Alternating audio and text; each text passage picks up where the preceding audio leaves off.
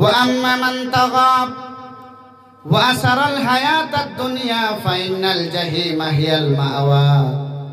আল্লাহ রাব্বুল আলামিন বলছেন ওয়া আম্মা মান তাগা, যার ভিতরে যার অন্তরে তাগা ঘমন্ড তাকাব্বুর অহংকার বিদ্রোহী ঢুকে গেল, বিদ্রোহীতে জায়গা পেয়ে গেল।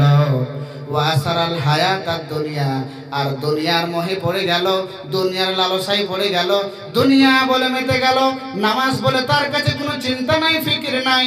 তার কাছে অনেক ধন সম্পদ, 5টা জিসবের মালিক, 3টা ট্রাকের মালিক, আরো 10টা যেন তার কাছে রয়েছে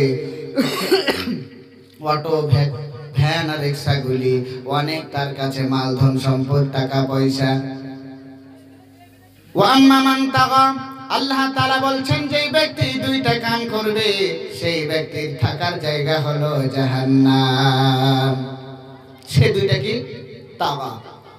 আপনার ভিতরে যদি ঘমন্ড তাকাব্বুর অহংকার বিদ্রোহী ঢুকে যায়, বিদ্রোহীতে জায়গা পেয়ে যায়। ওয়াসারাল হায়াতাদ দুনিয়া, 2য় নম্বর হলো যে দুনিয়ার লোভ লালসায় আপনি যদি পড়ে যান, তাহলে আল্লাহ তাআলা বলছেন ফাইনাল জাহিমা হিয়াল মাওয়া, তাদের স্থান, তাদের জায়গা হলো সোজা জাহান্নাম। তাহলে আজকে থেকে আমরা ঘমন্ড তাকাব্বুর আর দুনিয়ায় লালসা নিয়ে মত্ত থাকবো না, নামাজ কায়েম করবো। সকলে বলেন ইনশাআল্লাহ। আল্লাহ রাব্বুল আলামিন বলছেন ওয়া আম্মা মান খাফা মাকামা রাব্বিহি ওয়া নাহান নাফসা আনিল হাওয়া ফাইনাল জান্নাতা হিয়াল মাওয়া। আল্লাহ রাব্বুল আলামিন বলছেন ওয়া আম্মা মান খাফা, যার ভিতরে যার অন্তরে খৌফ ডর ভয়ে জায়গা পেয়ে গেল, যার ভিতরে অন্তরে আল্লাহর ভয় ঢুকে গেল।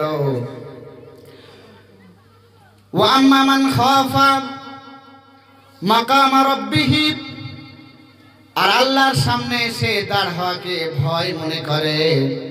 ওয়া নাহান নাফসা আনিল হাওয়া, 2য় নম্বর হলো নিজের মন চাহি জিন্দেগি থেকে দূরে সরে গেল, নিজের মন চাহি জিন্দেগি থেকে দূরে থাকলো, তার জায়গা হলো জান্নাত। সে কোথায় থাকবে? জান্নাতে। তো বুঝতে পারলাম যে আল্লাহর সামনে দাঁড় হওয়াকে ভয় মনে করতে হয়, তার মানে আল্লাহকে ভয় করতে হবে। দুনিয়াতে কোনো খারাপি করা চলবে না, মা বাবার অবাধ্য হওয়া যাবে না, কোরআনকে অমান্য করা যাবে না, হাদিসকে অমান্য করা যাবে না। এটাই তো ভয়, না অন্য কিছু? এটাই তো। আচ্ছা, ওয়া নাহান নাফসা আনিল হাওয়া, নিজের মন চাহি জিন্দেগি থেকে দূরে থাকতে হবে। এইটা ফির কোন কথা? নিজের মন চাহি জিন্দেগি থেকে দূরে থাকতে হবে।